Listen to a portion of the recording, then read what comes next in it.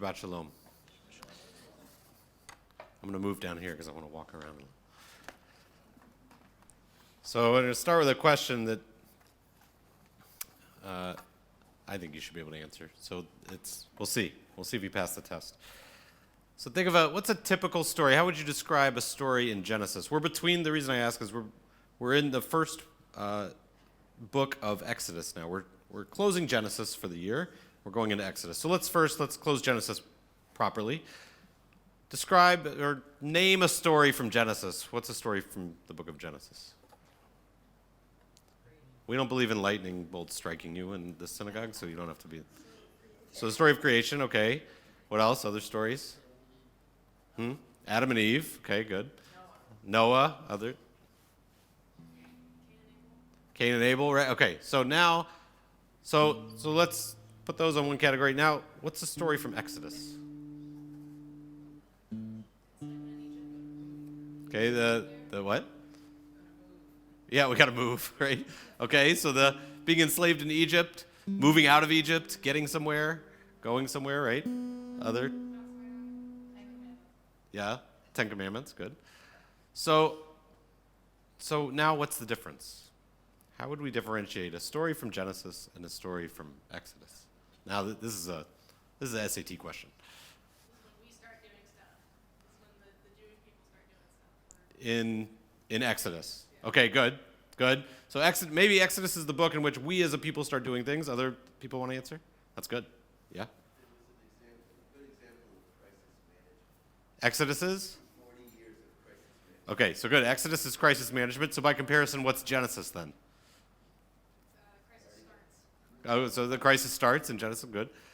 So that's A+. You get good SAT scores. Here's how Jonathan Sachs writes it. He says, Genesis was about individuals and their relationships. Husbands and wives, parents and children, brothers and their sibling rivalries. But as we turn the page and begin the new book of Exodus, all of that vanishes and a family of 70 members becomes a nation with 600,000 adult males. That's how we start to talk about it. The one word that stands out in the beginning of Exodus that is not present at all in Genesis is the word am in Hebrew, the word for people.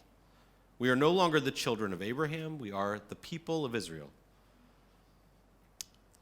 So the first thing he points out is Genesis is about individuals and families. Exodus is about a nation, a big people, right? Yeah? You said Genesis is Jews versus Jews, and then Exodus is Jews versus everybody else versus Jews. You could say it that way, right? That Genesis is about the internal conflict in Jewish families. They weren't Jews yet, but we'll call them Jews, right? So Genesis is all of the internal conflict, right? Of brothers not getting along, of Abraham almost sacrificing Isaac, of Joseph being thrown in the pit. This is all like internal family. Most of it is internal family conflict.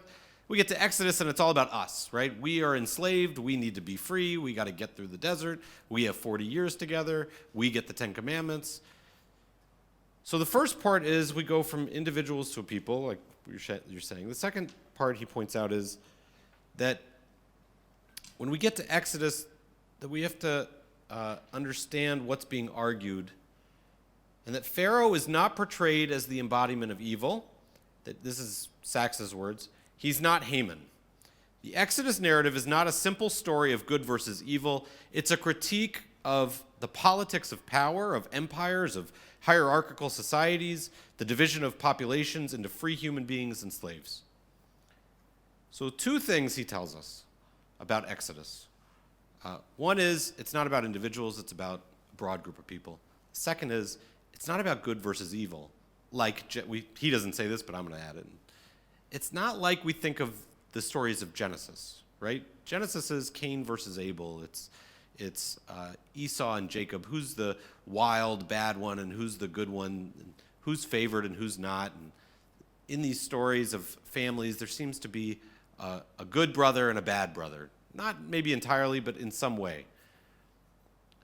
In Exodus, even Pharaoh is seen as moderately reasonable. He's not evil, out to kill everybody. They say he's afraid because the Jewish people, the Israelites, have become so big. He's afraid politically, They're going to overcome my people. I won't be able to be in power anymore. So, I want to shift now to our current situation in the post-October 7th world. How do we look at what's happening in the Middle East, in Israel, and in Gaza? Are we looking at it as though it's our family? This is a family problem. It's individuals.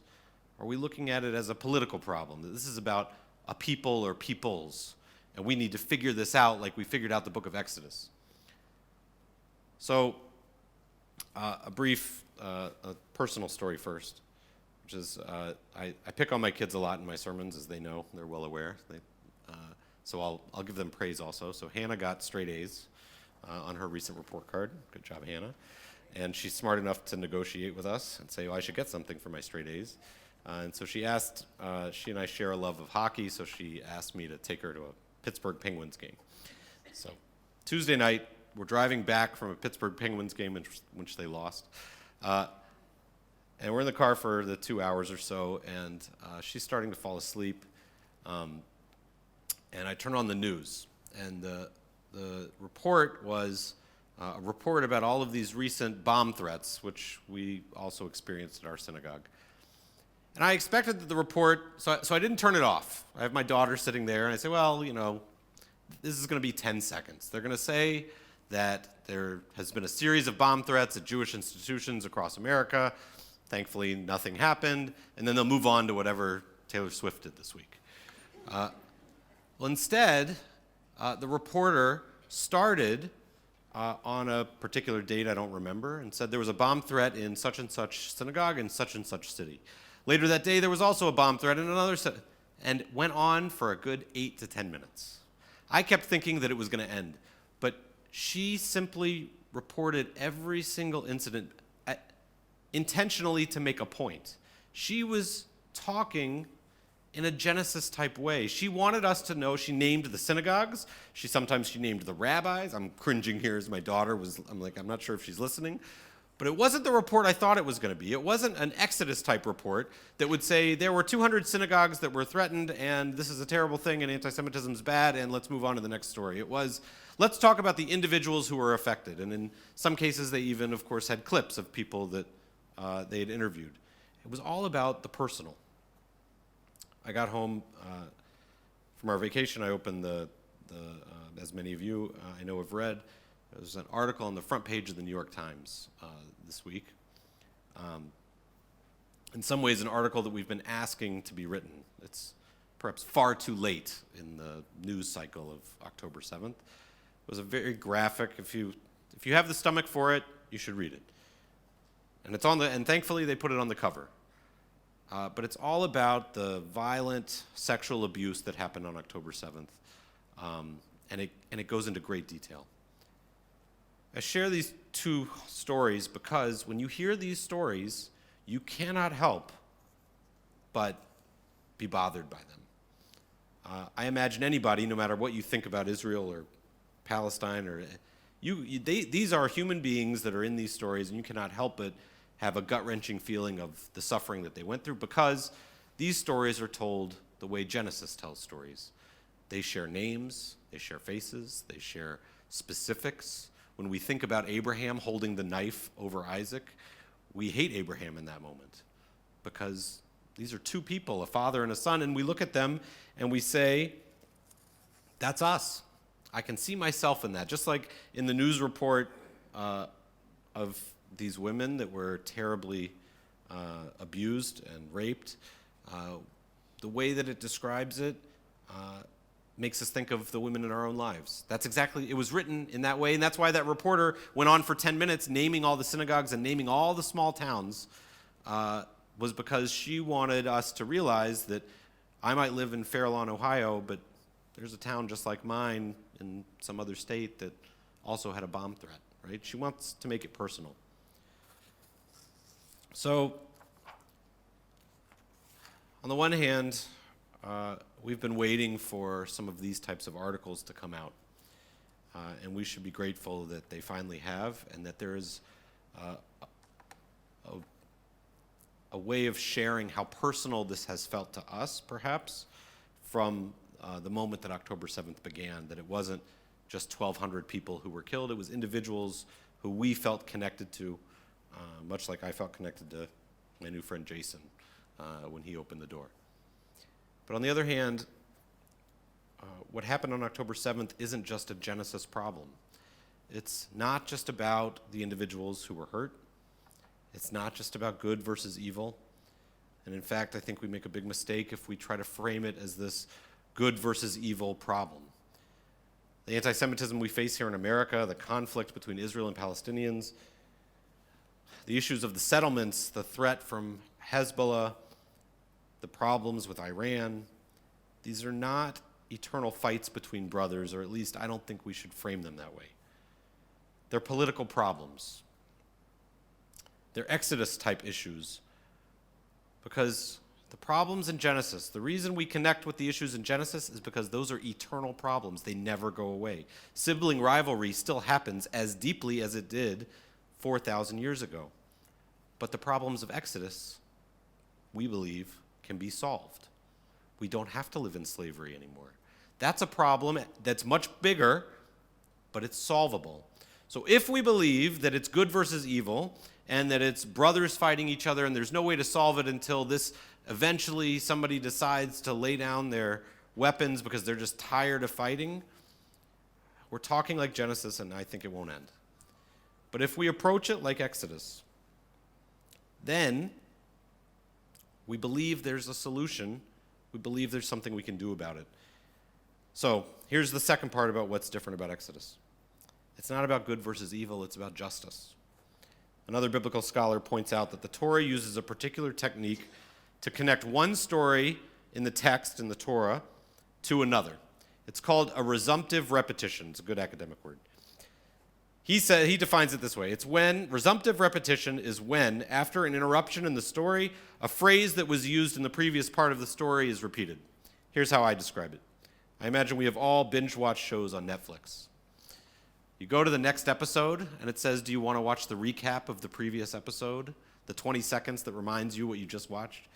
But you press skip because you've spent 8 hours watching the same series, so you know everything that happened. That part that you're skipping, that's the resumptive repetition. The Torah does that. It was ahead of Netflix by thousands of years. The Torah has stories that start, and then we change books. We get into Exodus, and they say, well, in case you forgot what happened in Genesis, here's a quick reminder, and it does it in a quick phrase. So the phrase that it uses in the book of Exodus in the first chapter is, and Joseph died. It's just a short phrase. It's used at the end of Genesis to remind us that at the end of Genesis, Joseph, for whom those last chapters have been about, dies. And when we hear it in Genesis, we think about Joseph dying, his brothers, his father, Jacob, all of the family members who are around him. But in Exodus, when it's mentioned, as Alter points out, it reminds us of something different. It reminds us that a whole generation of people related to Joseph don't exist anymore. Because now, according to Torah, we're 400 years later. So what does it mean 400 years later to say, and Joseph died when you're enslaved? It means that generation that came here because they were starving, they're not here anymore. We're a different people. We're an enslaved people. And Joseph died means something different. There are words that we have brought back up since October 7th. I suggest that maybe they're like resumptive repetitions. They're attempts at them. They're trying to connect a previous story with where we are now. So one of those phrases is never again. Never again is a phrase that we use since the Holocaust especially to say we'll never allow genocide to happen again. And so if we're connecting the story of the Holocaust with October 7th, and we say never again now, we're saying that what happened to us is like another Holocaust, and we can't let it happen again. It's fair, but I don't think it's an Exodus mentality. We've also heard the phrase Am Yisrael Chai, that the people of Israel shall live.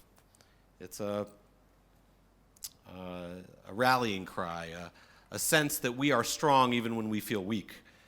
There's also been in Israel, I don't know that it comes from a previous time, but the sense that common phrase lately has been, we will win this war.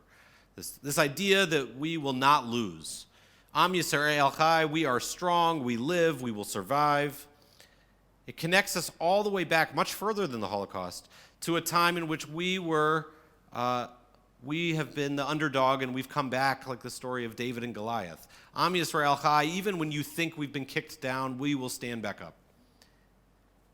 Great story, but I still think it's a Genesis mentality. It's about who we are as a family. Let me tell you my family story, not some sort of a political solution.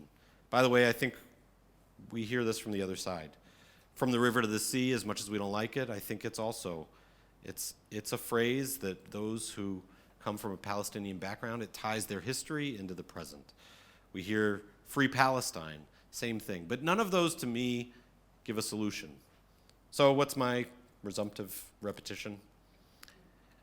I think in as many conversations as we can, with friends, with our Palestinian friends and our Muslim-Jewish dialogue, hopefully with our politicians and Israelis, we have to bring back the phrase two-state solution. It's been lost. All these other answers are a one-state solution.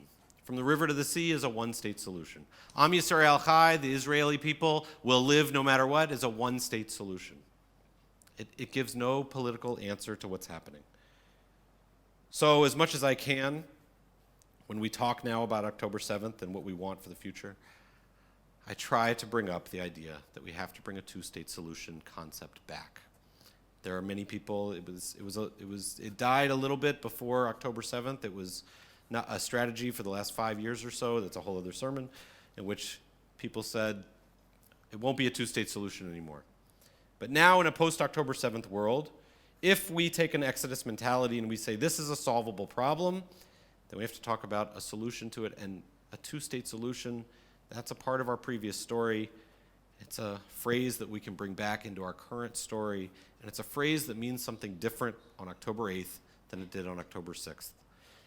And so I hope, as we talk about what has happened, as we read terrible stories about individuals, and as we hope for the hostages to come back, which is also a family problem as we see their faces, that will also tie to those words that we want a two-state solution, that we want this not to go on forever, and that we hope October 7th, as terrible as it was, is the last time we have to experience it, because we were able to find a way, like in the book of Exodus, to find freedom for everybody, including ourselves. So I hope that's our resumptive repetition and our resolution for this new year, to use those phrases and those words to convince people that we can be in the book of Exodus even if we link ourselves back to the names in the book of Genesis that we heard before.